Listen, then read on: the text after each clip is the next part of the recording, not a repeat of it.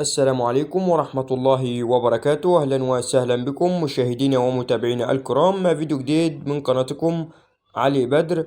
موعد مباريات الجولة 16 من الدوري السوري. قبل ما نبدأ الفيديو صلى على النبي عليه أفضل الصلاة والسلام، وانزل اضغط لايك للفيديو واشترك في القناة.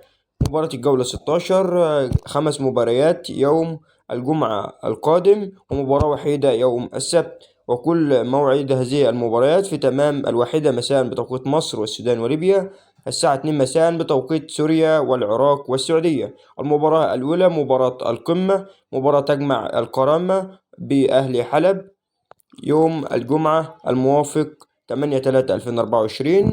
الوحدة ضد الطليعة، جبلة يواجه الوثبة، الحرية في مواجهة الجيش، حطين في مواجهة الساحل.